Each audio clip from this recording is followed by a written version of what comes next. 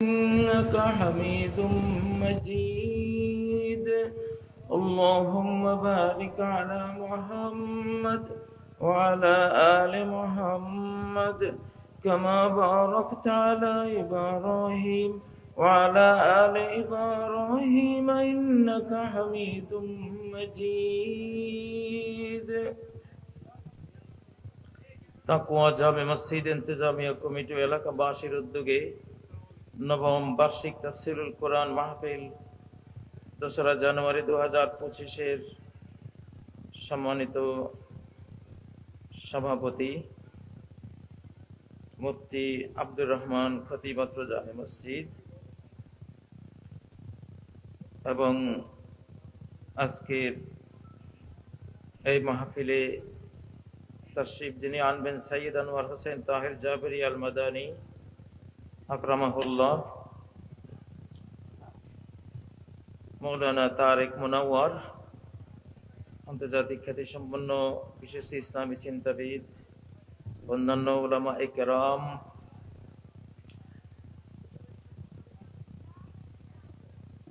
শত সহস্র উলামায়ে কেরামের পদধূলি ধন্য এই বশিকপুরের এবং বশিকপুরের আশপাশ বড়ালিয়া, ধুলাকান্দি সহ রশিদপুর আশপাশের বিভিন্ন অঞ্চল থেকে, নিকট দূর থেকে আগত আমার শিশুকালের বন্ধুরা, আমার ব্লাডের সাথে যাদের ব্লাড জড়ানো অনেকেরই, আমার সেই সব স্বজনরা এবং অনেক সমপাঠী বিদ্যালয়ে যারা একসাথে আমরা জ্ঞানের আলোর কণিকা আহরণ করেছি, তারা এই অঞ্চলের মুরব্বিয়ানে কেরাম এবং সর্বস্তরের মুসলিম ভাই ও বোনেরা, আল্লাহ তাবারাকা ওয়া তাআলার দিকে মুতাওয়াজ্জিহ হচ্ছি, তার অভিমুখী হচ্ছি, অন্তর্জগতে তাকে স্মরণ করছি, তার দেয়া জিহ্বা দিয়ে তাকে ডাকছি।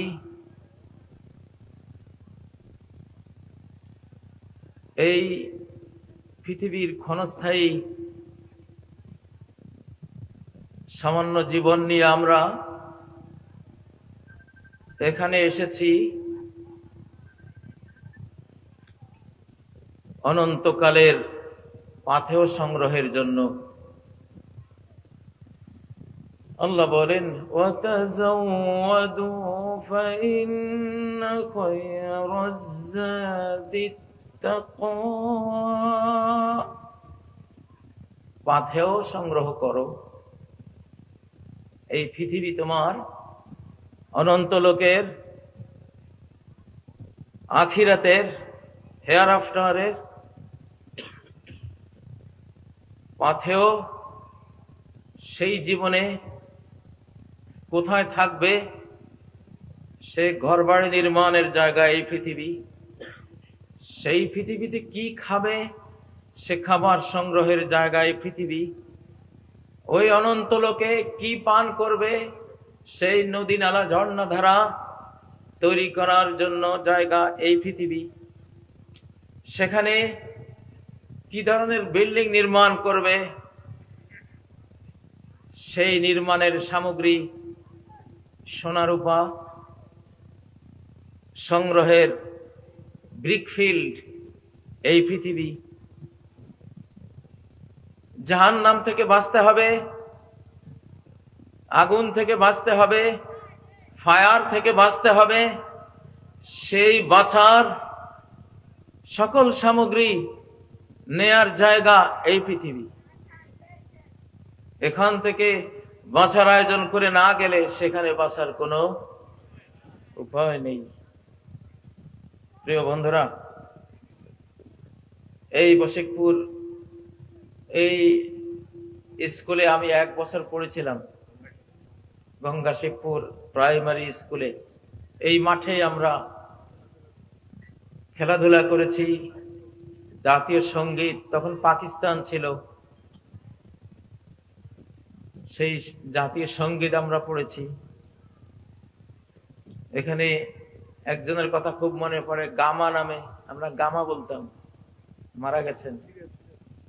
সিরাজ মনে হয় খুব হেলদি ছিল। এই যে আমার এক বন্ধু মনে হয়, উনিও একত্রে ছাত্র ছিলাম এই স্কুলে সম্ভবত। অনেকে আছেন হয়তো আমার সামনে, আপনারা আছেন, একটু টাইম ট্রাভেলস করে সময়ের পেছনের দিকে গিয়ে দেখলাম এই ছোট্ট প্রাইমারি স্কুলকে। স্যারদের কথাও মনে পড়ে, অঙ্ক কিভাবে একজন করাতেন, সেকেন্ড মাস্টার একজন ছিলেন, কিভাবে পেটাতেন, এগুলি সব মনে পড়ে। যাই হোক, আল্লাহ তাদের সবাইকে জান্নাত নসিব করুন, দোয়া করি। আনা আব্দুমান আল্লামানি হারফান, যে আমাকে একটি অক্ষর শিখিয়েছে সে আমি তার গোলাম। আনা আব্দুমান আল্লামানি হারফান, একটি হরফ, একটি বর্ণ যে আমাকে শিখিয়েছে আমি তার একজন সেবক। এটাই ইসলামের শিক্ষা। প্রিয় ভাইরা, আমি সূরা আন-নাহলের 26 নম্বর আয়াতটি তেলাওয়াত করেছি, যেখানে আল্লাহ বলেছেন, قَدْ مَكَرَ الَّذِينَ مِنْ قَبْلِهِمْ, এদের আগে, এই যুগে যারা আমার বিরুদ্ধে চক্রান্ত করে, ষড়যন্ত্র করে, এদের আগে অনেক ষড়যন্ত্র আমার বিরুদ্ধে হয়েছিল। আল্লাহ বলছেন,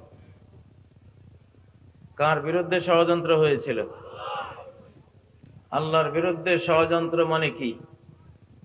আল্লাহকে সেজদা না করে বটগাছকে সেজদা করা, এটা আল্লাহর বিরুদ্ধে ষড়যন্ত্র। আল্লাহকে সেজদা না দিয়ে লাত মানাত উজ্জাকে সেজদা করা, এটা আল্লাহর বিরুদ্ধে ষড়যন্ত্র। স্কুলের হেডমাস্টারকে না মেনে ওনাকে চেয়ার থেকে বের করে দিয়ে ওই জায়গায় যদি পিয়ন বসে যায়, এটা হেডমাস্টারের মেহমানদারি না, তার বিরুদ্ধে ষড়যন্ত্র। তেমনি এই বিশ্ব, এই মহাবিশ্ব,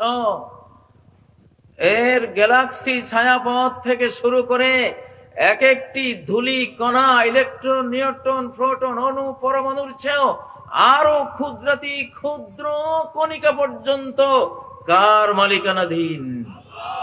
কার? আরো জোরে, কার?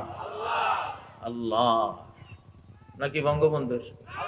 কার? নাকি আমেরিকার, জাতিসংঘের, নাকি আমাদের পার্শ্ববর্তী যারা আছে ওদের? কার এগুলি? আল্লাহু আকবার।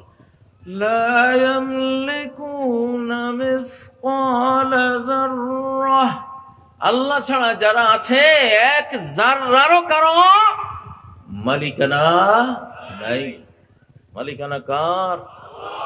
আল্লাহ। প্রিয় ভাইরা, তো সেজদার মালিক কে? আল্লাহ। এই কপালের মালিক কে? এই হাতগুলির মালিক কে? সেজদা দিতে দুটো হাঁটু লাগে, হাঁটুর মালিক কে? দুটো পাও ব্যবহার করতে হয়, পায়ের মালিক কে? আল্লাহ। তাই সেজদা পাওয়ার হক কার? অধিকার কার? সুবহানাল্লাহ। তাহলে যারা মূর্তিকে সেজদা দেয় তারা আল্লাহর বিরুদ্ধে ষড়যন্ত্রকারী। যারা লাত মানাত উজ্জা পূজারী, যারা গণেশ নারায়ণ পূজারী, আল্লাহ বলছেন তোরা আমার বিরুদ্ধে, আমার রাজ্যে, আমার সাম্রাজ্যে, আমার এই মহাবিশ্বে তোরা আমার জায়গায় মূর্তি বসিয়েছিস, আমার জায়গায় লাত মানাত উজ্জা বসিয়ে দিয়েছিস, আমার জায়গায় লক্ষ্মী দেব দেবী কতগুলি নাম সর্বস্ব, ভেতরে কিছুই নেই, এসব কিছু বসিয়ে দিয়েছিস। তোদেরকে আমি জাহান্নামে জ্বালাবো, কিয়ামতের, তোদের মাবুদ গুলিকেও আমি জাহান্নামে জ্বালাবো। ঠিক না? وقودها الناس والحجارة أعدت للكافرين। ওই জাহান্নামের ফুয়েল, ওই জাহান্নামের জ্বালানি হবে যেই মানুষ মূর্তি পূজা করেছে, সেই মানুষ, আর যেই পাথর দিয়ে মূর্তি বানিয়েছে, ওই পাথরগুলো আমি ওই জাহান্নামের জ্বালানি বানিয়ে দেব সেদিন। মালিকানা কার? আল্লাহ। এই পৃথিবীতে কেউ যদি মাজারে গিয়ে বলে বাবা আমাকে একটা ছেলে দাও, এটা আল্লাহর বিরুদ্ধে ষড়যন্ত্র করলো, অভ্যুত্থান করলো, আল্লাহর বিরুদ্ধে কু করলো। সে আল্লাহ দ্রোহী, ক্ষমাহীন অপরাধে অপরাধী, সে একজন ক্রিমিনাল, সে একজন মহাপাপী। ঠিক না? সন্তান কে দেয়? আল্লাহ। বাংলাদেশে গত 17 বছর ভিতরে ভিতরে এরা মূর্তি পূজা করত। বঙ্গভবনে কি জানি ফেরাউনের ছবি আর কিছু মূর্তির চিহ্ন পাওয়া গেছে, আমরা খবর পেয়েছি। ঠিক না? আল্লাহ হেদায়েত করুন ওদেরকে। তো তাদের উপরে আল্লাহ একটা আযাব নাজিল করেছিলেন, এমন আযাব যে আযাবের নাম পৃথিবীর কেউ শুনে নাই। 17 বছর যারা আল্লাহর বিরুদ্ধে ষড়যন্ত্র করেছে, আল্লাহ তাদের উপরে এমন একটা আযাব নাজিল করেছেন যে আযাবের নাম না নূহ আলাইহিস সালাম শুনেছেন, না কোনো ইব্রাহিম আলাইহিস সালাম শুনেছেন, না কোনো মূসা আলাইহিস সালাম শুনেছেন, না কোনো ঈসা আলাইহিস সালাম, না কোনো মুহাম্মদ সাল্লাল্লাহু আলাইহি সাল্লামের যুগে এই আযাব আসছে। এটা পৃথিবীর কোন ইতিহাসে, কোন কিতাবে, কোরআনে কোথাও এই আযাবের নাম নাই। এমন এক সাংঘাতিক অকল্পনীয় আযাব নাজিল হয়েছে। সেই আযাবের নাম হইল সমন্বয়ক।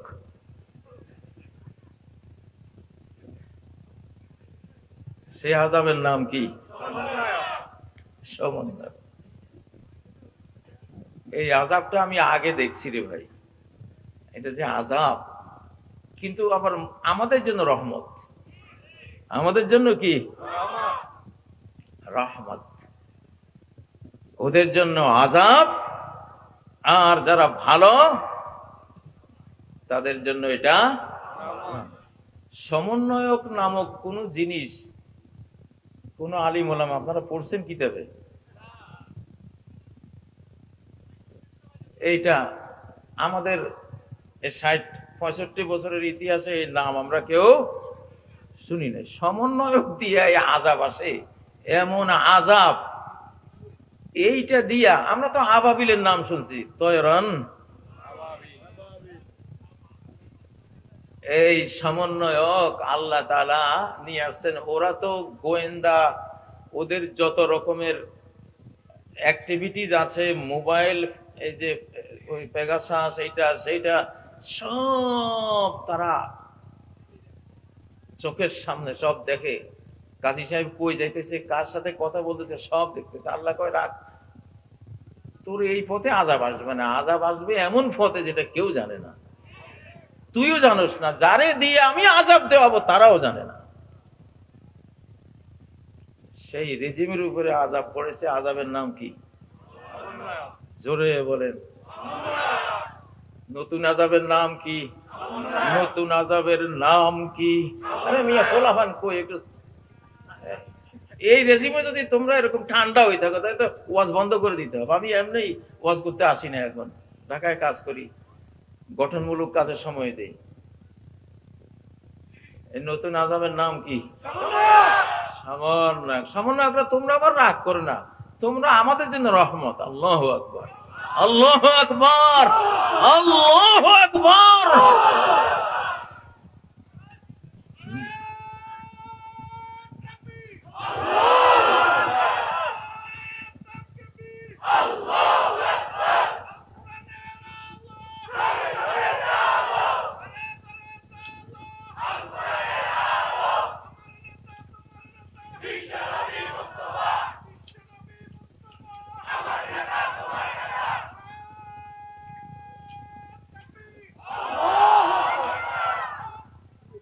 আল্লাহর কাছে নিত্য নতুন আযাবের কোনো অভাব আছে?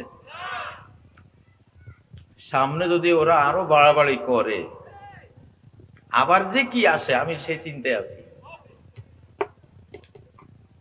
সামনে যেটা আসবে ওটা কিন্তু আগেরটা আসবে না, সব নতুন ভেরিয়েশন। আল্লাহ তাআলা কি বলেন 26 নম্বর আয়াত সূরা নাহলের, ফাআতাল্লাহু বুনিয়ানাহুম মিনাল কওয়াইদ, আল্লাহ তাদের ক্ষমতার প্রাসাদে হামলা করলেন ফাউন্ডেশনে গিয়ে। কোথায়? ফাউন্ডেশনে। দেখেন না, বুলডোজার লাগিয়ে দেয় বিল্ডিং এর নিচে, নিচতলা লাগায়, পিলারে লাগায়, একটা ধাক্কা দেয়, 50 তলা 100 তলা জাতক আস্তে বসে যায়, ঠিক না? ফাতাল্লাহু বুনিয়ানাহুম মিনাল কওয়াইদ, আল্লাহ তাদের কওয়াইদ ফাউন্ডেশনে গিয়ে আঘাতটা হানলেন। فخر عليهم السقف من فوقهم, উপরে যে ছাদটা ছিল, ক্ষমতার ছাদ, ক্ষমতার ছাদ যেটা ছিল, সচিবালয় ছিল, সেনাবাহিনী ছিল, ক্ষমতার পুলিশ বাহিনী ছিল, ক্ষমতার র্যাব ছিল, ক্ষমতার বিজিবি ছিল, ক্ষমতার ডিজিআইএফ ছিল, সিআইডি ছিল, এনএসআই ছিল, সাথে র ছিল। কি ছিল? সব ধবাস করে মাথার উপরে পড়ছে, একেবারে শেষ। ওয়াতাহুমুল আযাব, শাস্তি এসে গেছে। 45 মিনিট আগেও আমি প্রধানমন্ত্রী, 45 মিনিট পরে সাজা এসে গেল, ঠিক না? ঠিক না? ওয়াতাহুমুল আযাবু মিন হাইসু লা ইয়াশউরুন, এমন ভাবে আযাবটা আসলো, এমন সমন্বয়ক নামক আযাব, সমন্বয়ক নামক টর্মেন্ট, সমন্বয়ক নামক পানিশমেন্ট আকাশ থেকে বরাদ্দ হয়ে গেল যে ওরা অনুভবই করতে পারলো না কেউ যে এমন একটা হইতে পারে। ও ভাইয়েরা, আল্লাহর নিয়মের মধ্যে এটা আছে। আল্লাহ এখন ইসলামকে বিশ্বব্যাপী বিজয়ী করবেন, বিশ্বব্যাপী মুসলিম উম্মাকে বিজয়ী করবেন, বিশ্বব্যাপী এই বাংলাদেশ ইনশাআল্লাহ, এই ব্রেইনি অত্যন্ত তীক্ষ্ণ বুদ্ধি সম্পন্ন বাংলাদেশী জাতি বিশ্ব নেতৃত্ব দেবে ইনশাআল্লাহ। ইকোনমিস্ট পত্রিকা অলরেডি ইতিমধ্যে ঘোষণা দিয়েছে এই বছরের কান্ট্রি অফ দ্য ইয়ার হলো বাংলাদেশ। তাকবীর দেন না মিয়া, আল্লাহু আকবার, আরো জোরে। আরে বুড়ারা তাকবীর দেন তো, তাহলে বুড়ারা গরম হবে। বুড়া আপনি উঠেন তো।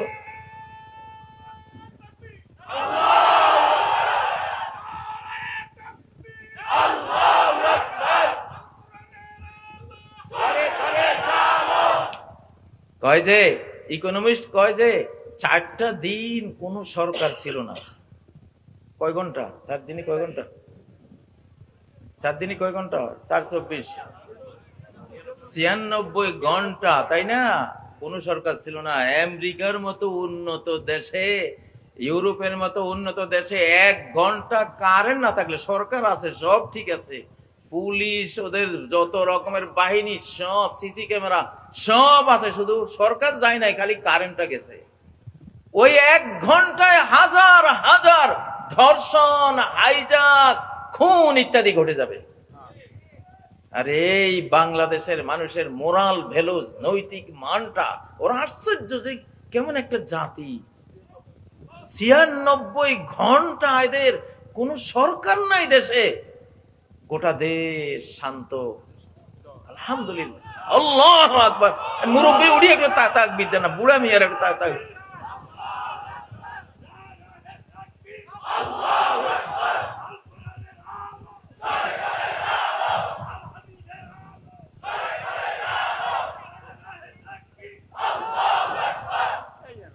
এই না হয়েছে, শুনেন, এই আমলে যত তাকবীর দিবেন বুড়ারা দিবেন। এটার একটা কৌশল আছে, হিকমত আছে, কারণ আছে। কারণটা কি? কারণ হলো পার্শ্ববর্তী যারা আমার করে হামলা করতে চায়, ওরা চাইয়ে দেখবে আর বলবে, ওরে বাপরে বাপ, যে দেশের বুড়ার এত তেজ, জোয়ানের কি অবস্থা।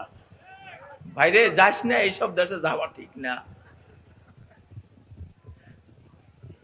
হযরতে মাহমুদুল হাসান দেওবন্দি রহমতুল্লাহ আলাইহির ইতিহাস মনে পড়লো।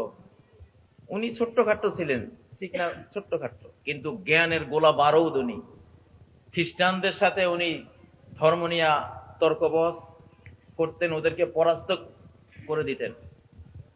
তো ওনার কৌশল ছিল কি, ওনার এক ছাত্র ছিল এই মোটা, একেবারে আপনার 6.5 ফুট লম্বা, এই মাথা, হাফিজ ভুঁইয়ার মতো। আমাদের হাফিজ ভুঁইয়ার নাম কারা কারা শুনছে একটু হাত তুলে দেখি। আরে হাফিজ ভুঁইয়া, আল্লাহ ওরে জান্নাত নসিব করো। আমার চাচায় গল্প করতো, হাফিজ ভুঁইয়ার একটা হাত আমাদের গোটা বডি সমান এইরকম মোটা ছিল। একটা হাত, আমাদের বডিটা যত মোটা, একটা হাত এত মোটা ছিল।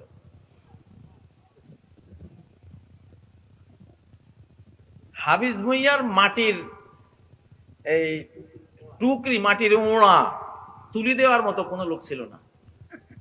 এত বড়, পুরা মাটি ভর্তি করে কয়েকজনে তার মাথায় দিত।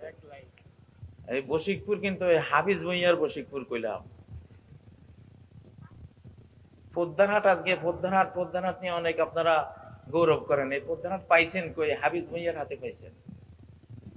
পদ্মারহাটে বিশাল জঙ্গল, সব চিতাবাঘ, বাঘে ভরা, হয়তো টাইগারও ছিল। কেউ ওই জঙ্গল সাফ করতে সাহস পায় না। হাফিজ ভুঁইয়াকে দায়িত্ব দিয়েছে, তুমি সাফ করবা।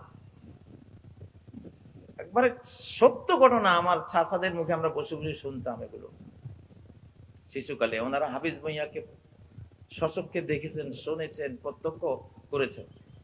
হাফিজ ভুঁইয়া পদ্মার বাজারের জঙ্গল সাফ করতে গেছে, বিশাল এক নারিকেল গাছের গোড়ায় বাঘ এসে এইভাবে ওকে আক্রমণ করে। সে বাঘের সামনে 2 ঠ্যাং ধরে এক বাড়ি মারি, এক আছাড় মারি নারিকেল গাছের গোড়ায় সবাই ঘুমা।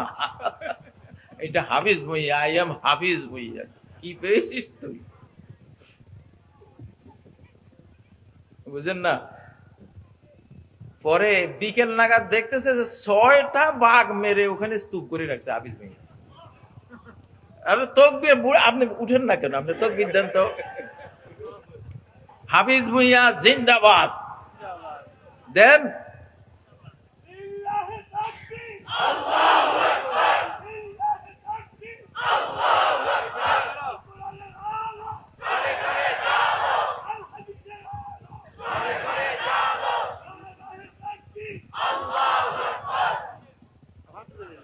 আলহামদুলিল্লাহ। ও ভাইরা, তো মাহমুদুল হাসান দেওবন্দি রহমতুল্লাহ আলাইহি ওনার ছাত্র বসাইতেন পাগড়িওয়ালা, এই সাপ দাড়ি বিশাল। তো ওরে বলতেন, তুই কিন্তু কোনো কথা কইস না, তুই চুপচাপ থাক। সে তো আসলে তেমন তর্ক জানে না। আবা কাবা পড়াইয়া দেখা যায় কিরকম, মনে হয় যেন মহারাজ বসে দিছে। আর হুজুর তো ছোট্ট খাট্ট। হুজুরে যখন বয়ান শুরু করছে, এক একটা বয়ান গোলা বারুদের মতো হুজুর দিচ্ছে।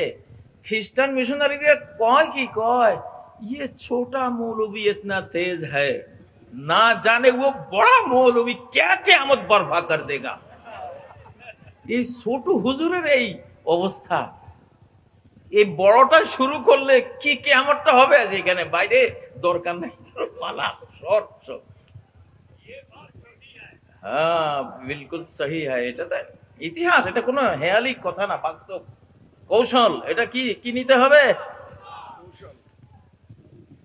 কৌশল নিতে হবে আমাদেরকে। হাফিজ ভুঁইয়ার কথায় বসে করে হাফিজ ভুঁইয়া, এই জন্য এখন বুড়া দিয়ে আমরা মিছিল করব, বুড়া দিয়ে স্লোগান দেওয়াবো। উপদেশটা বসাইছি সব বুড়া, আলহামদুলিল্লাহ। ওরা ভাবতেছে রে জওয়ান গুলি তো এখনো শুরু করে নাই, বুড়ারাই এত বাড়তেছে, যখন আরো শক্তিশালীরা আসবে তারা জানে কি করবে। এটা হেকমা, এটা কি হাফিজ ভুঁইয়া। হাফিজ ভুঁইয়ার অনেক কাহিনী। আস্ত নারিকেল গাছ কাঁধে নিয়ে চলে যেত। আমার চাচারা বলতো মারামারি লাগলে সে একটা লম্বা বাঁশ কোমরে গাঁথতো, বেঁধে, যে দুই পক্ষ মারামারি করতেছে এই বাঁশ লয় দৌড় দিত এইদিকে, দোনো পক্ষরে বাঁশের নিচে ডলি চলে। কিসের মারামারি? মারামারি যদি তাবলিগ জামাতে এই মারামারিটা ওনার আমলে হইতো, হাফিজ ভুঁইয়ার বাঁশের ডলায় সব মারামারি ঠান্ডা হয়ে যেত। ভাই আমাদের এরকম হাফিজ ভুঁইয়ার দরকার আছে না নাই? আমরা চাই ওরকম তাগড়া হাফিজ ভুঁইয়াদের দরকার বাংলাদেশের জন্য। ও ভাইয়েরা, হাফিজ ভুঁইয়ারা আল্লাহ মাফ করে দেন। বশিরপুরের রত্ন আমার বাড়ির লগে তো বাড়ি। হাফিজ ভুঁইয়া ওনার যখন একবারে বয়স শেষ, চোখ দর দর দিয়া পড়ে গেছে, দেখতে হলে এই ব্রু তুলে তারপরে দেখা লাগতো। বিশাল এক গাছের গোড়া, ঢেকির লোড বানাবে ওটা পুকুরে, 6 জন তার বদিল্লা নিছে। বদিল্লাদেরকে কামলাদেরকে বলছে তোরা গোসল করার সময় আমার এই গোড়াটা তুলে দিস, এটা কাজে লাগাও। 6 জনে চাইছে, পারে নাই। বুড়া দেখে টেকি কয় কি আচ্ছা থাক, বুঝছি তোরা পারতি না, তো আমি গোসলের সময় তুলি তো মনি। ওরা কয়ে বুড়া মনে করছে তোমার আগে সেই দিন আছে। ওরা তামাশা দেখার জন্য বসে আছে।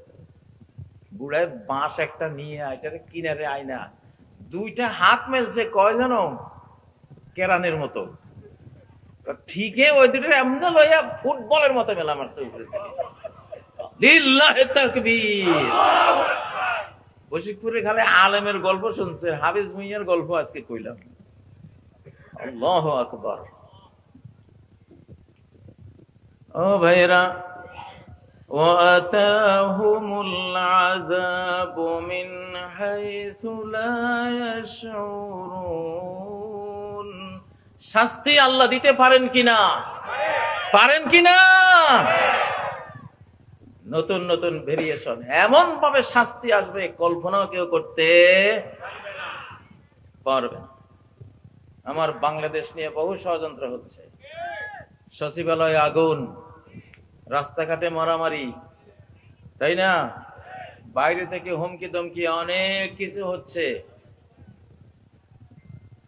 আল্লাহ তাআলা কি জগৎটা তোদেরকে দিয়ে উনি কি অবসর নিয়েছেন? হ্যাঁ বাবারে, এমন মার আসতেছে সামনে।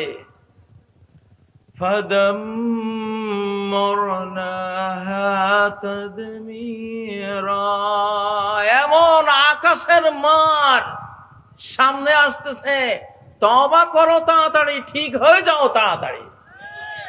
বাংলাদেশ নিয়ে ফারদার কোন ষড়যন্ত্র এর ভেতরেও করবা না, এর বাইরে থেকেও করবা না। বাংলাদেশ আল্লাহ হাতে নিয়ে নিয়েছেন। 5ই আগস্ট এটা কোনো মানুষের কাজ ছিল না, এটা স্রষ্টার কাজ ছিল, এটা আল্লাহর কাজ ছিল, এটা সর্বশক্তিমানের কাজ ছিল, ঠিক নয় কি? মাকড়ের আসে হস্তি যে বাঁধে, পাথর ভাষায় জলে, সে আল্লাহ চাইলে মাকড়সার আঁশের মধ্যে হাতি বেঁধে ফেলতে পারেন, ঠিক না? পাথর পানির উপরে ভাসিয়ে দিতে পারেন, পারেন না? 2004 সালে সুনামি হয়েছিল না? 900 কিলোমিটার গতিতে পানি ছুটিয়েছেন আল্লাহ তাআলা। মোটরসাইকেল, ট্রেন, বড় বড় জিপ এত ওজনী ডুবতে পারতেছে না, পানির গতির ছোটে সব ভেসে ভেসে যাচ্ছে। আল্লাহু আকবার। আল্লাহর ক্ষমতা কত বড়! এখন আল্লাহ তাআলা বলে যে আমার সামনে থেকে সরে যা, আমার বান্দা বাংলাদেশি মুসলমান আমি ভালোবাসি এগুলি রে, আমি এদের সাথে খুব আমার এরা পছন্দের। আলহামদুলিল্লাহ, এই বাংলাদেশ আল্লাহর প্রিয় একটা দেশ। প্রিয় দেশ না হলে আমাদের টিকটকের এই শিশুগুলিকে এক হেঁচকা টানে রাজনীতির একেবারে রাজপথে আনার ক্ষমতা বাংলাদেশের কোন নেতার ছিল না, কোন দলের ছিল না, ছিল এই পৃথিবীর কোন সংস্থার ছিল না। টিকটকের আমাদের ওই শিশুগুলোকে বেঈমানরা টিকটকে ব্যস্ত করে দিয়েছিল, পাবজি হাবি জাবি খেলার মধ্যে বহুত করে দিয়েছিল, পর্নোগ্রাফিক অ্যাডিক্ট করে দিয়েছিল। আল্লাহ তাআলা ওয়াকানা আবুহুমা সালেহা, আরে এদের বাবা তো ভালো ছিল, আমার নেককার বান্দা ছিল। আল্লাহর দয়া মায়া স্নেহের মহাসাগরে জোশ উঠেছিল। আল্লাহ তাআলা এক টানে কোটি কোটি বাংলার শিশু কিশোর তরুণ তরুণীকে ইসলামের রাজপথে মুক্তির রাজপথে নিয়ে এসেছেন। আলহামদুলিল্লাহ। বাল নাযিফু বিল হাক্কি আলাল বাতিল, আমি বাতিলের উপর মিথ্যার উপর সত্যের বোম্বিং করি আমি। আল্লাহ বলেন সত্য একটা বোম, আল্লাহ বলেন সত্যের ক্ষমতা বোমের মতো, আমি সত্যের বোম্বিং করি অসত্যের উপরে, মিথ্যার উপরে। ফায়াদ মাগুহু, সত্য কি করে? মিথ্যার মাথা গড়িয়ে দেয়। ফায়জা হুয়া যাহিক, মিথ্যা হঠাৎ দৃশ্যপট থেকে হারিয়ে যায়। ঠিক নয় কি? ও ভাইয়েরা, বাংলাদেশকে বাঁচাতে হলে আপনাদের আল্লাহওয়ালা হইতে হবে। আপনারা কোরআন পড়ে বাংলাদেশকে বাঁচান, আপনারা তাসবিহ জিকির আজকার করে বাংলাদেশকে বাঁচান, আপনারা তাহাজ্জুদ পড়ে বাংলাদেশকে বাঁচান। এই বশিকপুর গ্রামে ভোরবেলায় যেই দিকে যেতাম সেই দিকে কোরআনের আওয়াজ আমাদের শিশুকালে আমরা শুনেছি। মুরব্বীরা ঠিক আছে না কথা? কোরআন হলো, আল্লাহ বলছেন কোরআন যেখানে যার সিনায় যেই গ্রামে গঞ্জে যেখানে থাকবে আমি হেফাজত করব। ইন্না নাহনু নাযালনা যিকরা ওয়া ইন্না লাহু লাহাফিজুন, এই কোরআন আমি দিয়েছি, আমি নাজিল করেছি। হাফেজদের অন্তরে, কোরআন পাঠকদের হৃদয়ে আমি কোরআন নাজিল করি আকাশ থেকে। এখনো কোরআন লিখিত কোরআন কিন্তু আকাশ থেকে আসে নাই, অন্তরে কোরআন এসেছে জিবরাইলের মাধ্যমে, ঠিক না? অন্তর থেকে লেখা হয়েছে কিতাবে। তো আল্লাহ বলছেন কোরআন যার কাছে থাকবে ওয়া ইন্না লাহু লাহাফিজুন, আমি তারে হেফাজত করব। আমি তারে কি করব? হেফাজত করব। আপনারা মনে করেন ফিলিস্তিনের মানুষদের উপরে যেই পরিমাণ নাগাসাকি হিরোশিমার চেয়েও কয়েক গুণ বেশি বোম্বিং হয়ে গেছে অলরেডি, কিন্তু আলহামদুলিল্লাহ টিকে আছে না? শহীদ হয়েছে কিন্তু তারা টিকে আছে। আল্লাহ টিকিয়ে রেখেছেন কোরআনের বরকত। কিসের বরকত? নাহলে ধূলিসাৎ হয়ে যেত, অন্য কোন জাতির পক্ষে টিকে থাকা সম্ভব ছিল না। কোরআন বুকে থাকার কারণে, লা ইলাহা ইল্লাল্লাহ মুহাম্মাদুর রাসূলুল্লাহ বুকে থাকার কারণে টিকে আছে। লা ইলাহা ইল্লাল্লাহ। সন্তানদেরকে কোরআন শেখান কর্মসূচি, দেশ বাঁচাবার পাবলিক কর্মসূচি হলো তারা সবাই কোরআন পড়বে, সবাই তাহাজ্জুদ পড়বে। কি পড়বে? কারণ কি? ধর্মই নিরাপত্তা দেয়। ধর্ম কি দেয়? জাহান্নাম থেকে নিরাপত্তা কি বন্দুকে দেবে? মেশিন গানে দেবে? জঙ্গি বিমান, ট্যাঙ্ক, কিসে নিরাপত্তা দিবে? এত বড় জাহান্নাম, যে জাহান্নামের এক কণা আগুন পৃথিবী সহ্য করার ক্ষমতা নাই। সেই জাহান্নাম থেকে সেফটি, নিরাপত্তা কিসে? কোরআন, নামাজ, রোজা, হজ, যাকাত, আমল, ঠিক না? ও ভাইরা, তাইলে আমলের মধ্যে ক্ষমতা কেমন? শাহজালাল রহমতুল্লাহ আলাই গৌর গোবিন্দের বিরুদ্ধে যখন লড়াই করেছেন, অগ্নিবাণ মেরেছিল, লাখ লাখ জিন একসাথ করে ওরা আগুনের রূপ নিয়ে ওনাকে হামলা করেছিল, কিন্তু লা ইলাহা ইল্লাল্লাহ আল্লাহু আকবারের আঘাতে সব ধূলিসাৎ হয়ে গিয়েছিল, ঠিক নয় কি? লিল্লাহে তাকবীর, লিল্লাহে তাকবীর। আমাদের এখন শক্তির দরকার। শক্তির অপর নাম শান্তি, শক্তির অপর নাম শান্তি। শক্তি দেখলে তাকে কেউ মারতে যায় না। আমেরিকারে কেউ মারতে যায় না কেন? শক্তির কারণে, ঠিক না? শক্তি আছে। আর দুর্বল দেখলে সবার সাহস বাড়ে। এজন্য আমাদের এখন বুড়ারা স্লোগান দিতে হবে। কারা? মুরব্বীরা স্লোগান দেবেন, ইনশাআল্লাহ ওই স্লোগানে আমাদের কাজ হয়ে যাবে। উদউ ইলা সাবিল রাব্বিকা বিল হিকমাহ, তুমি ইসলামের দিকে ডাকো, তবে কৌশলে। কিসে? কৌশলে। আমার এক বাংলা স্যার ছিল টুমসর মাদ্রাসায়, টুমসর আলিয়া মাদ্রাসা, বাংলা স্যার, সম্ভবত উত্তরবঙ্গে বাড়ি।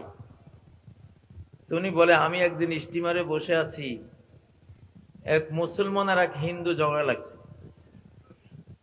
এটা একটা হিন্দু মুসলমানের কারো প্রতি আমি এখানে ঘৃণার জন্য বলতেছি না, একটা তর্ক আর কি। হিন্দু ভদ্রলোক বলতেছে মুসলমানটাকে যে, দেখো আমরা হিন্দুরা 12 হাত লম্বা ধুতি পরি। কয় হাত?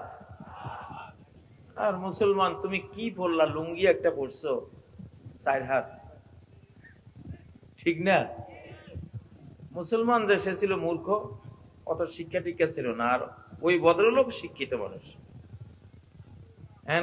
এখন ওই মুসলমান বাচ্চারা চুপচাপ রয়েছে, কিছু কয় না। তা আমার স্যার সাথে বসা, উনি কয়, আমার তো সহ্য হয় নাই। আমি হিন্দু ভদ্রলোককে বললাম, জি জনাব, আপনি যদি অনুমতি দেন, যেহেতু উনি আমার মুসলিম ভাই, উনি তো কোনো উত্তর দিতে পারছে না, আমি কি উত্তরটা দেবো? হ্যাঁ দেন, সমস্যা নেই। ওই ভদ্রলোক মনে করেছে তো দেখি মোল্লা, উনি আবার দাড়ি টুপিওয়ালা, আর কি আর বলবে। আমার ওই বাংলা স্যার বলতেছে, জি জানাব, আপনি কি কুত্তার ল্যাজ দেখেছেন? হ্যাঁ দেখেছি। বলে, কত বড়? এত বড়।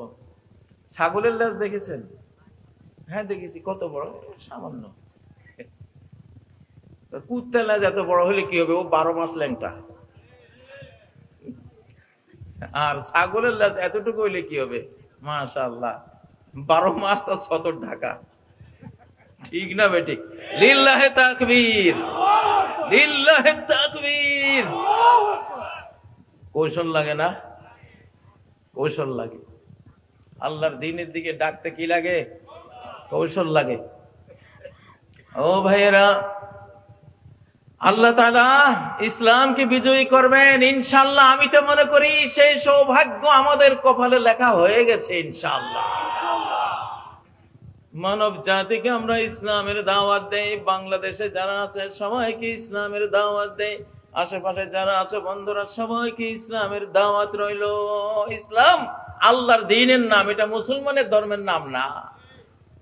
ওরা মুসলমানের দোষে ইসলাম কবুল করে না। আমি বলি, এটা ভুল মনে করেছো তোমরা। ইসলাম কোন মুসলমানের ধর্মের নাম না। وَرَأَيْتَ النَّاسَ يَدْخُلُونَ فِي دِينِ اللَّهِ أَفْوَاجًا। ফি দীনিল মুসলিমিন নাকি ফি দীনিল্লাহ? ফি দীনিল্লাহ, ঠিক না?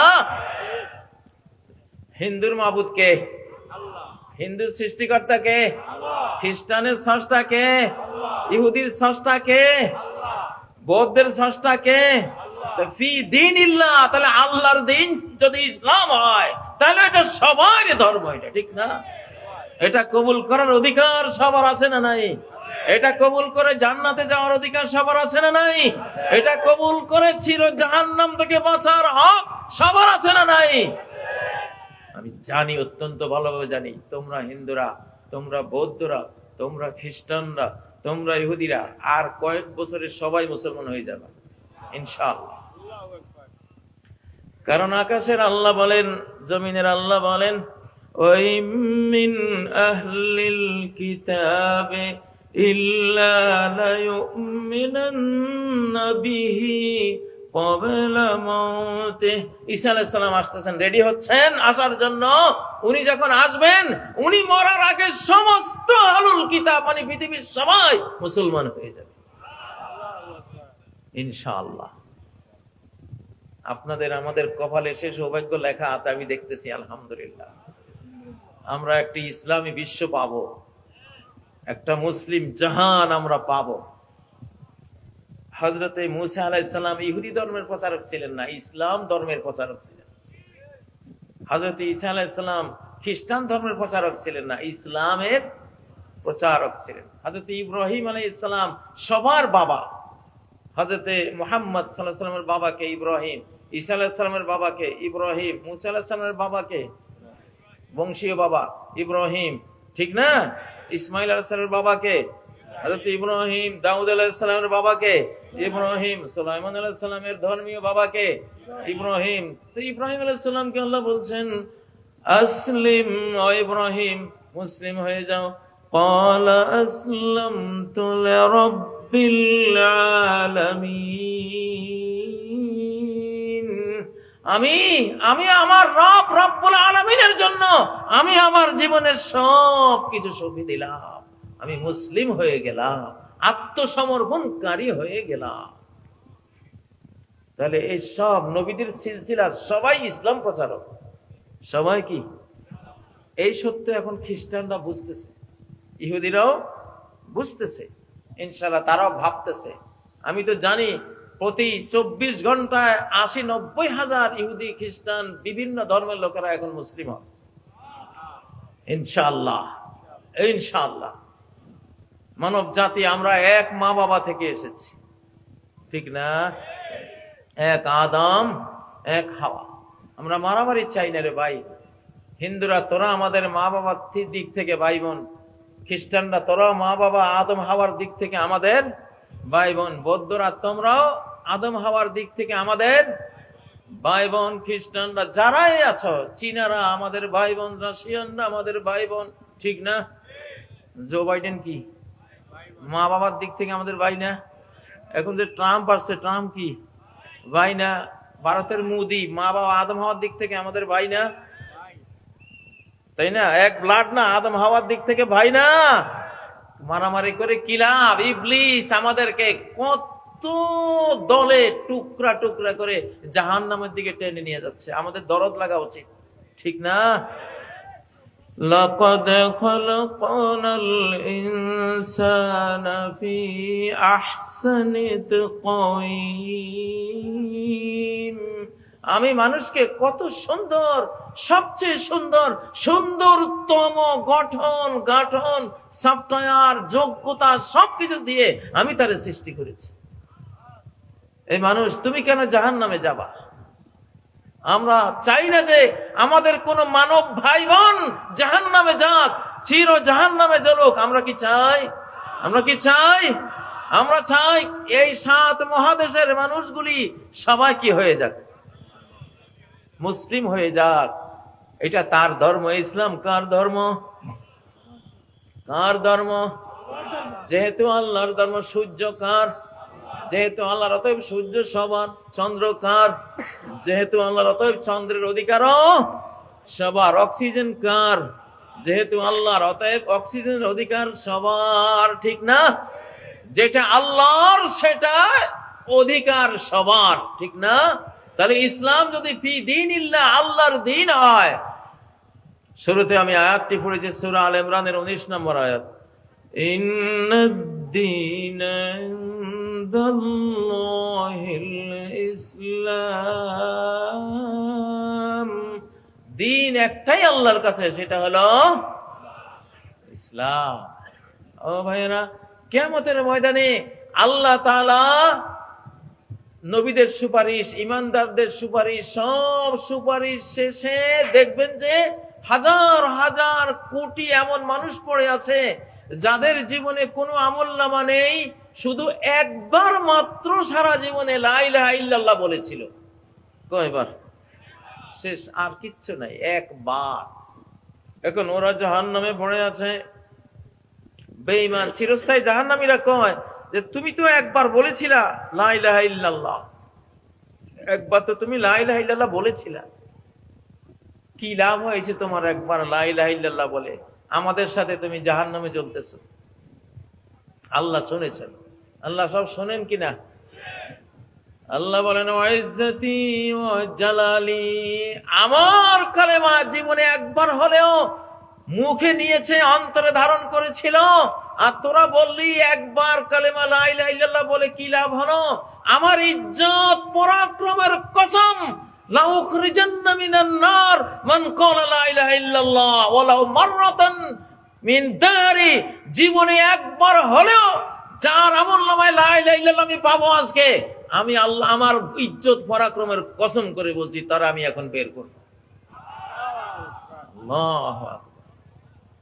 এজন্য বলতেছি বাবারে, যেই হও না কেন, হিন্দু, বৌদ্ধ, খ্রিস্টান, ইহুদি, যাই হও না কেন, জীবনে একবার হলেও মন থেকে লা ইলাহা ইল্লাল্লাহ পড়ে রাখো, ঠিক না?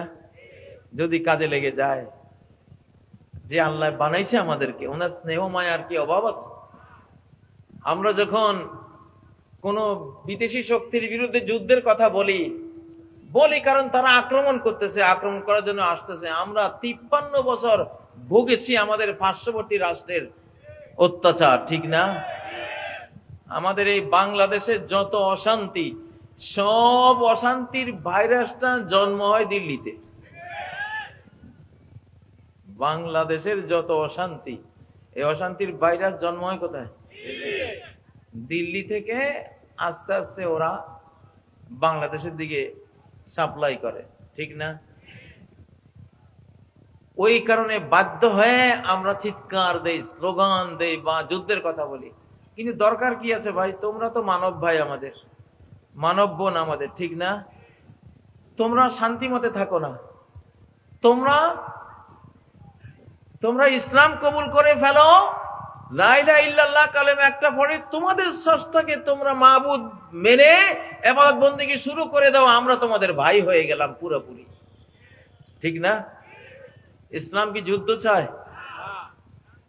আমরা যে বাংলাদেশে স্লোগান দিই লড়াই লড়াই লড়াই চাই, লড়াই করে বাঁচতে চাই, লড়াই লড়াই লড়াই চাই, চাই কথাটা ঠিক না। কারণ হাদিস আমি আরো এক মাহফিলে বলেছিলাম, নবীজি বলেছেন লা তাতামান্নাউ লিকা আল আদু, দুশমনের মুখোমুখি হওয়ার আকাঙ্ক্ষা কখনো করো না। সাল্লাল্লাহু আলাইহি, আল্লাহর কাছে নিরাপত্তা চাও। আল্লাহর কাছে কি চাও? যুদ্ধ প্রথমে খুব ভালো লাগে, পরে যখন আহত নিহত, ঠ্যাং নাই, পা নাই, চোখ নাই, বাবা শহীদ হয়ে গেছে, মা মরে গেছে, ভাই বোন নাই, চতুর্দিকে চাচা নাই, জ্যাঠা নাই, আহারে সব লাশ আর লাশ, তখন আর কেউ যুদ্ধ করতে চায় না। বুখারী শরীফে আরবদের একটা কবিতা আছে, যুদ্ধের কবিতা, কয় আল্লাহ হারবু আউয়ালা মা তাকুনু ফাতিয়াতান তাসা বিজিনাতিহা লিকুল্লি জাহুলি, যুদ্ধ বিগ্রহ প্রথমে যেন একটা সুন্দরী তরুণী, এই তরুণীর রূপ দেখার জন্য সব জাহেল জুয়ালা হুমড়ি খেয়ে পড়ে। হ্যাঁ, যুদ্ধ লাগলে দেখেন না আমার কি কম আছে নাকি? হ্যাঁ, সবাই হুমকি ধুমকি দেয়, নিজের বন্দুকের নল বের করে, ঠিক না?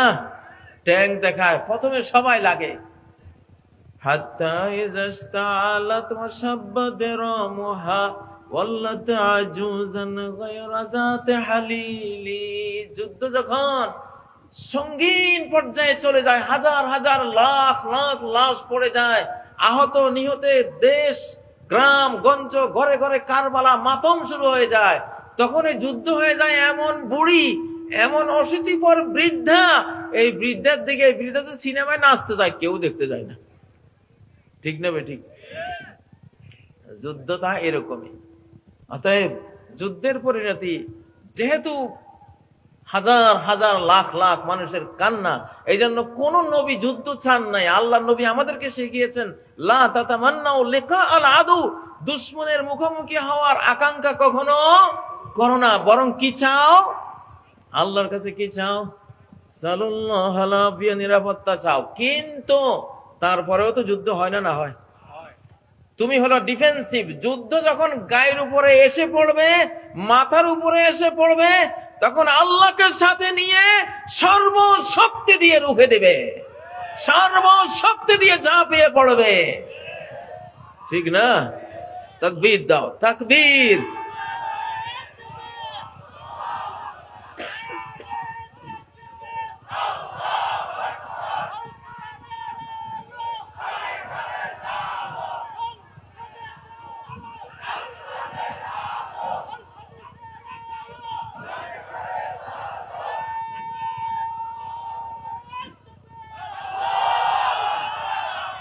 এই মহাবিশ্বের সবচেয়ে শক্তিমান হাতিয়ার হলো তাকবীর।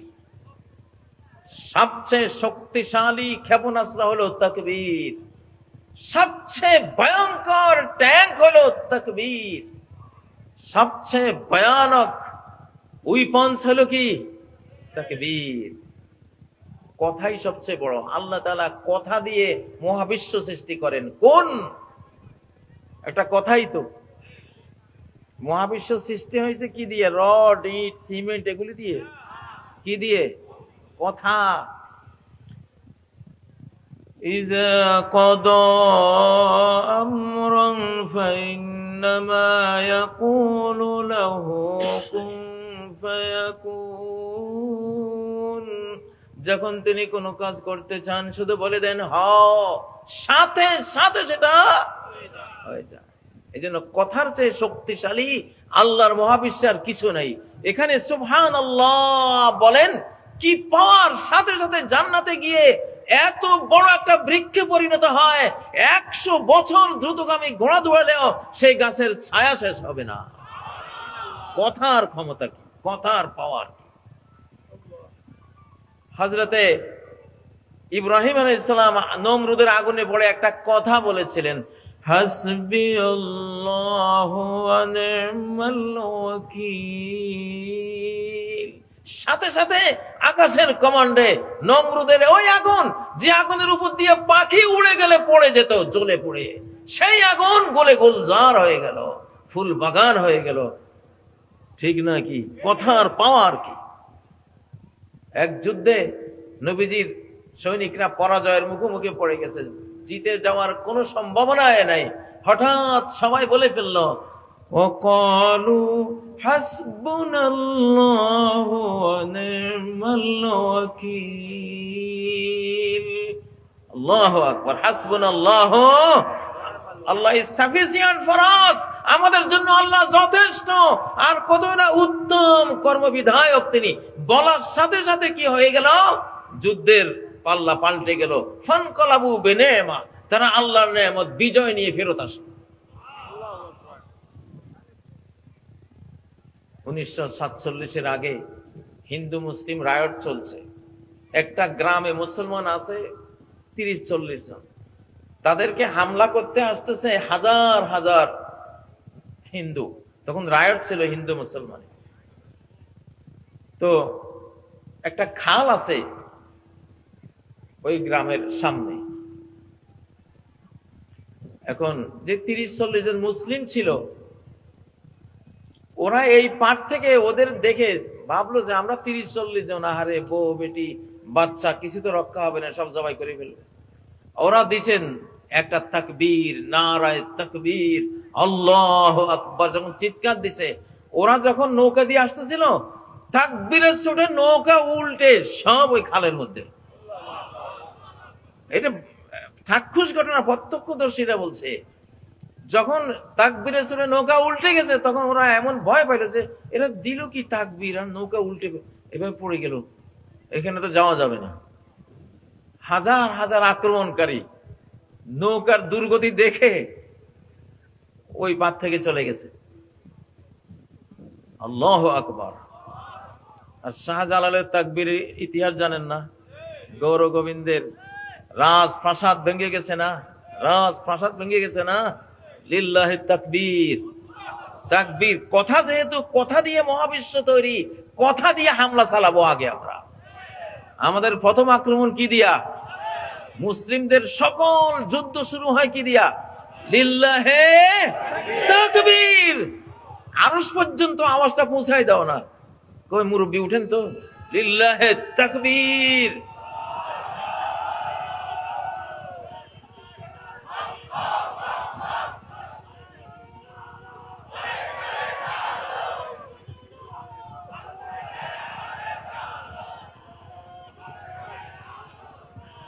বসো। তিনজন সাহাবী, নবীজির তিনজন সাহাবীকে রোমানরা বন্দী করেছিল। ইতিহাস, সারা কোরআনে ইতিহাস আছে না নাই? এজন্য ওয়াজে ইতিহাস আনতে হয়। রোমান নবীজির সাহাবী মুহাম্মদ সাল্লাল্লাহু আলাইহি ওয়াসাল্লামের ছাত্র তিন সাহাবীকে রোমানরা বন্দী করলো। ওরা বললো যে মুহাম্মদের ছাত্রদেরকে কিছু করা যায় না, কোনো কিছু দিয়ে আপোষ মানানো যায় না, কোনো লোভের সামনে এদেরকে পরাস্ত করা যায় না। দেখি এবার কদ্দুর এরা টিকে থাকে। তখন ওদের তিনজনকে একটা ঘরে বন্দি করে দিল। খাবার দিছে শুকুরের মাংস আর পানি দিছে মদ, আর কিছু নেই। 3 দিন পরে দরজা খুললো, দেখলো যে ওই মদের জায়গায় আছে শুকুরের গোস্ত, শুকুরের গোস্ত জায়গাতে আছে, কিচ্ছু ধরে নাই। এরা বুঝলো ওরে সর্বনাশ, কি দাঁতের তৈরি যে এরা, পারা যাবে না। তখন দ্বিতীয় আক্রমণ করলো কি, তন্নি তরুণী 3টা মেয়েকে অর্ধ উলঙ্গ করে ঘরে ঢুকিয়ে দরজা বন্ধ করে দিছে। আর সাহাবীরা শুরু করছে তাকবীর, লিল্লাহে তাকবীর। তাকবীরের চোটে গোটা রোমান সেনা ক্যাম্প থরথর করে ভূমিকম্পে কাঁপতে শুরু করলো। এমন ভূমিকম্প শুরু হলো, ওরা চিন্তা করলো যে এটা তো কিছুক্ষণ পরে সব ভেঙে চুরমার হয়ে যাবে। দৌড়ে গিয়ে দরজা খুলে তাদেরকে বের করে দিয়েছে। তাকবীর। এটা রোমান যুদ্ধে বহু সেনা ব্যারাক, সেনা ক্যাম্প গুঁড়িয়ে দিয়েছে সাহাবীরা তাকবীর দিয়ে। এবং সহিহ মুসলিমের যে হাদিসটি, তুরস্কের ইস্তাম্বুল ইমাম মাহাদির বাহিনী যে দখল করবেন, এখন তো যদিও আরদোগান তুরস্ক চালায়, কিন্তু উনি তো এখনো ইসলামকে আইন হিসেবে ওখানে আনতে পারেন নাই। সেকুলারিজম গোটা ইউরোপ, আমেরিকা, তুরস্ককে চতুর্দিক থেকে ঘেরাও করে রেখেছে। এই জন্য সে অনেক দূর এগিয়েছে, কিন্তু তারপরেও তো ইসলামকে তো আনতে পারতেছেন না। ইমাম মাহাদির বাহিনী এসে ওই কাজটা করে ফেলবে, ওনারা ইস্তাম্বুল দখল করবে। তো সেখানে আছে ফালাম ইয়ারমু বিসাহামিন ওয়ালাম ইউকাতিলু বিসিলাহ। ওরা যে যুদ্ধ করে ইস্তাম্বুল রাজধানী জয় করবে, একটা তীরও ছুড়বে না, কোন হাতিয়ার ব্যবহার করবে না। ক্বালু লা ইলাহা ইল্লাল্লাহু আল্লাহু আকবার। এক তাকবীর দিবে, তাকবীরের ছোটে শহর রক্ষা প্রাচীর এক পাশ ভেঙ্গে মাটির সাথে মিশে যাবে। আমার তাকবীর দিবে। এত তুরস্কের ইস্তাম্বুল নগরী সুলতান মোহাম্মদ ফাতেহের আগে কেউ জয় করতে পারেনি। এত সুরক্ষা প্রাচীর এটার মজবুত, অথচ তাকবীরের সামনে এটা কি চুরমার হয়ে যাবে। 3 তাকবীরে 3 দিকের যখন প্রাচীর ভেঙে যাবে, চতুর্থ তাকবীরে তারা ঢুকে যাবে শহরের ভিতরে, জয় হয়ে যাবে। আল্লাহু আকবার। আমাদের সৌভাগ্য যে আমরা সেই যুগে এসে পড়েছি। আলহামদুলিল্লাহ, আলহামদুলিল্লাহ বলেন। আমার সময় তো শেষ ভাইয়েরা, আমি চাই আল্লাহর শেষ 1 মিনিট তাকবীর দিয়ে কাটাবেন। কে মুরব্বী? আপনি একটু দাঁড়ান তো, ভারত থেকে ওরা দেখুক আমাদের মুরব্বীর ক্ষমতাটা।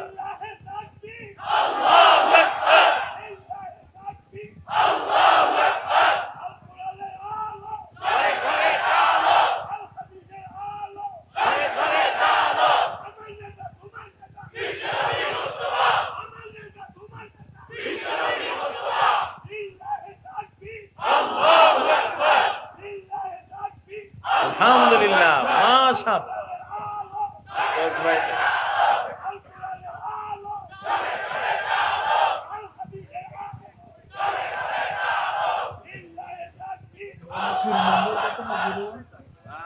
মাশাআল্লাহ।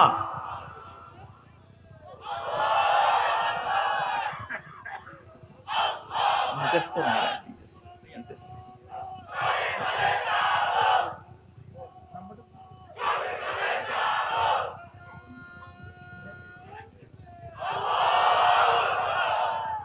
আলহামদুলিল্লাহ।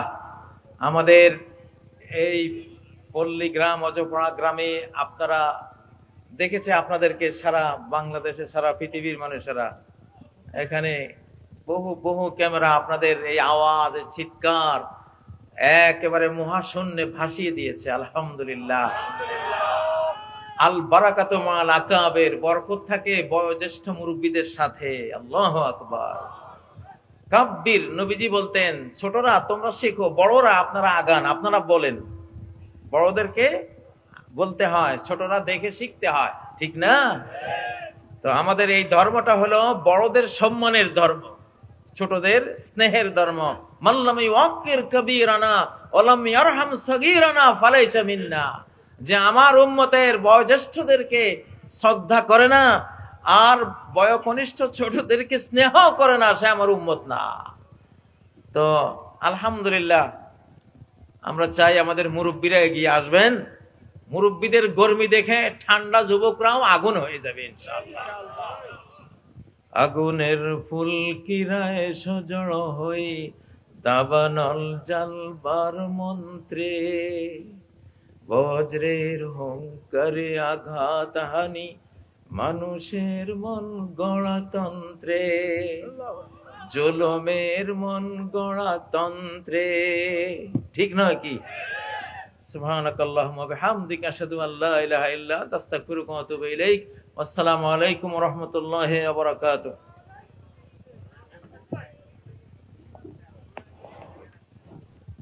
আলহামদুলিল্লাহ, আমাদের প্রিয় শেখ মুফতি কাজী মোহাম্মদ ইব্রাহিম সাহেব দীর্ঘ সময় যাবৎ আপনাদের সম্মুখে মহান গ্রন্থ আল কোরআন থেকে নসিহত পেশ করেছেন। ওনার কথার যে সারগর্ভ এখন বিজয় ইসলামের ইনশাআল্লাহ। বাংলার জমিনকে আমরা তাকবীর দিয়ে বিশ্ব ইসলামের জন্য বিজয় আনবো ইনশাআল্লাহ। আজকে যারা এখনো বিপদগামী আছে, আমাদের আর সময় নেই ইনশাআল্লাহ। ইসলামের পতাকা দলে এসে ইসলামের বিজয় সুনিশ্চিত, সেটা ভেবে আমরা ইসলামের পতাকা দলে আসবো। প্রিয় উপস্থিতি, আমাদের এই পর্যায়ে আমাদের এক ভাই ফাউন্ডেশন সামাজিক কার্যক্রম সম্পর্কে 2 মিনিট কথা বলবেন। এরপরে আমাদের সালাতুল ইশার বিরতি হবে এবং আমাদের পরবর্তী বক্তা আল্লামা তারেক মনোয়ার সাহেব আমাদের মাঝে আরো আগে এসে উপস্থিত হয়েছেন এবং এরপরে বক্তা যিনি সৈয়দ আনোয়ার হোসেন তাহির জামিল আল মাদানী মহতারাম হুজুর আমাদের কাছাকাছি আছেন। আমরা কেউ দূরে যাব না, অল্প সময়ের মধ্যে আমরা